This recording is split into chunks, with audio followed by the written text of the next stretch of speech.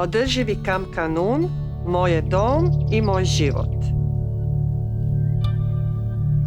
Ja sam Smiljana, a ovo mjesto odiše tradicijom i mirom.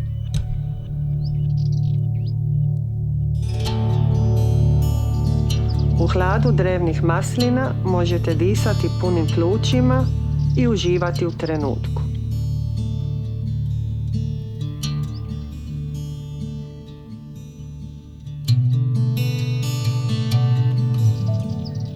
Vježbajte sa mnom jogu uz izlazak sunca. Vidimo se u Bolu!